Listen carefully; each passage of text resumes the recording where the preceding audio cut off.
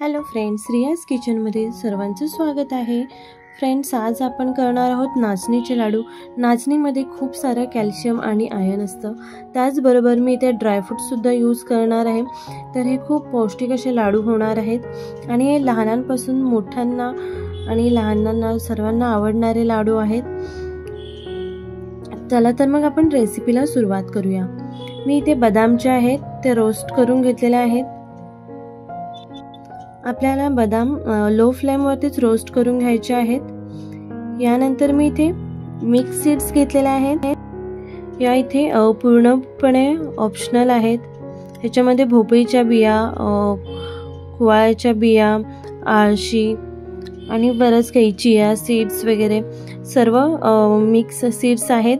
ह्या आपल्याला ग्रोसरी शॉपमध्ये इझिली मिळून जातात. तर यासुद्धा मी रोस्ट करून घेणार आहे. आपल्याला सर्व जे ड्रायफ्रूट्स आहेत ते आपल्याला रोस्ट करून घ्यायचे आहेत. लो फ्लेमवरती जळता कामा नये. त्याचबरोबर मी इथे 1.5 कप इतके मखाना घेतलेले आहेत. तर आपण इथे मखाना जे आहेत ते जास्त प्रमाणात यूज करणार आहोत आणि मखाना जे आहे ते भरपूर असं प्रोटीनयुक्त प्रोडक्ट आहे, तर ते खूप चांगलं असतं. तर आपल्याला मखाना जे आहे ते सुद्धा लो फ्लेमवरती पूर्ण क्रंची होईपर्यंत आपल्याला भाजून घ्यायचं आहे, रोस्ट करून घ्यायचं आहे. तुम्ही 5 ते 6 मिनिटानंतर एखादा मखाना तोडून बघू शकता. जर क्रंची झाला असेल तर अलगद तुटतो आणि कुरकुरीत क्रंची असा आवाज येतो. तर अशा पद्धतीने तुम्ही टेस्ट करू शकता की मखाना रेडी झालेला आहे की नाही. आणि मखाना रेडी झाल्याच्या नंतर आपल्याला थंड करायला ठेवून द्यायचं आहे. आणि यानंतर आपल्याला नाचणीचं पीठ घ्यायचं आहे. मी इथे 2 कप इतकं पीठ घेतलेलं आहे. हे फक्त नाचणीचं पीठ आहे, त्याच्यामध्ये काहीही दुसरं ॲड केलेलं नाही आहे. तर नाचणीचं पीठ आहे ते सुद्धा आपल्याला लो फ्लेमवरतीच रोस्ट करून घ्यायचं आहे.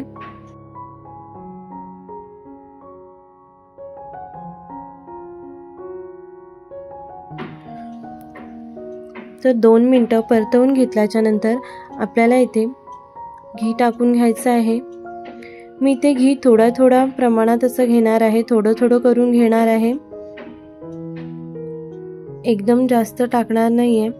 थोडं करून 2 मिनटं रोस्ट करून पुन्हा थोडं घी टाकून घेणार आहे. तर फ्रेंड्स, आपल्याला जी ही स्टेप आहे ती 10 ते 15 मिनटं करायची आहे. आपण लो फ्लेमवरती करणार आहोत आणि आपलं पीठ जे आहे ते पूर्णपणे आपल्याला रोस्ट करून घ्यायचं आहे. तर अशाच पद्धतीने आपण रोस्ट करून घेऊया. इथे मी पूर्ण 1.5 कप इतकं मी घी यूज केलेलं आहे. तुम्ही पाहू शकता आपलं पीठ जे आहे ते रोस्ट करून झालेलं आहे. तर आपण आता हे थंड करायला ठेवून देऊया. आपल्याला अगदीच पूर्णपणे थंड करून घ्यायचं नाही आहे. थोडंफार म्हणजे हाताने आपल्याला लाडू करता येतील इतकं थंड करून घ्यायचं आहे. तितक्या वेळेत मी ड्रायफ्रूट्सची पावडर करून घेतलेली आहे.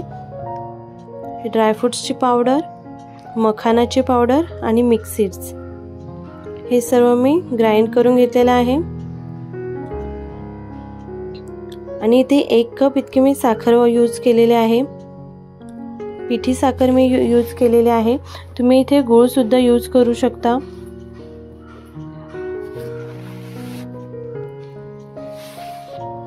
पॅनमध्ये गूळ थोडंसं मेल्ट करून या मिश्रणमध्ये टाकून मिश्रण सर्व मिक्स करून त्यानंतर त्याचे लाडू तुम्ही तयार करून घेऊ शकता. मिश्रण थोडंसं गरम आहे, त्याच्यामुळे मी स्पॅच्युलानेच मिक्स करून घेते. तर अशा पद्धतीने आपल्याला मिक्स करून घ्यायचे आहेत. तुम्ही ड्रायफ्रूट्सची पावडर नाही केली, डायरेक्ट टाकलेत तरीही चालेल.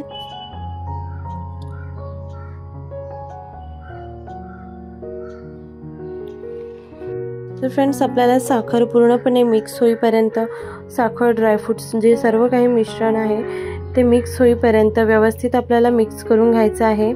आणि फ्रेंड्स, मी सर्व जे इन्ग्रेडियंट्स आहेत ते मी डिस्क्रिप्शन बॉक्समध्ये दिलेले आहेत, तुम्ही चेक करून घेऊ शकता.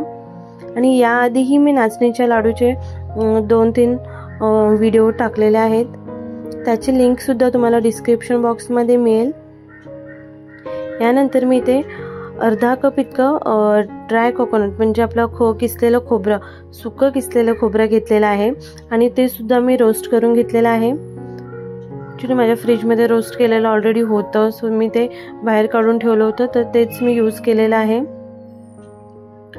तर गरम गरम रोस्ट केलेला असेल कुरकुरीत तर अजूनच चांगला आहे. फ्रीजमध्ये जरी रोस्ट करून ठेवला एअरटाईट डब्यामध्ये किंवा प्लास्टिकच्या बॅगमध्ये जरी झिपलॉक बॅगमध्ये ठेवला तरीही रोस्टेड कोकोनट असतो तो कुरकुरीत छानपैकी राहतो. तुम्ही ट्राय करू शकता तसंही.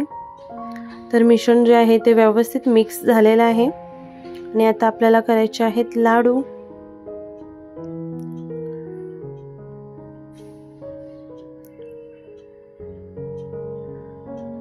ॲक्च्युली लाडू जे आहेत ते गरम गरमच बांधायला लागतात, पण आपल्याला जितकं हात लावू शकतो इतकं तरी मिश्रण आपल्याला थंड करून घ्यायचं आहे.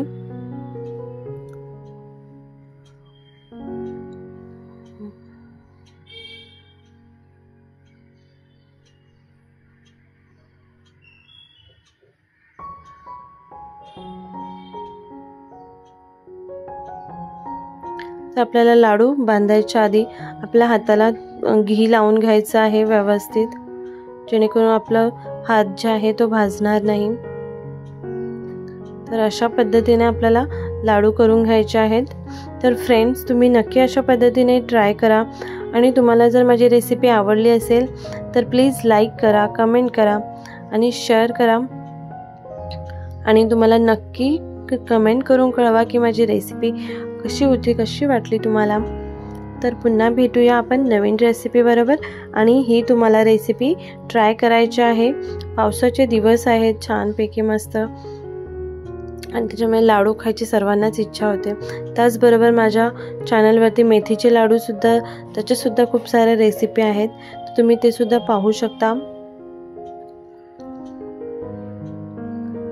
तर अशा पद्धतीने आपले लाडू जे आहेत ते बनवून रेडी आहेत, पौष्टिक असे लाडू. तर फ्रेंड्स, तुम्ही नक्की ट्राय करून पहा. तर पुन्हा भेटूया आपण नवीन रेसिपी बरोबर. थँक्यू. आणि माझे चॅनल सबस्क्राईब करायला विसरू नका आणि त्याचबरोबर तुम्हाला करायचं आहे bell icon button press. Thank you. Bye bye.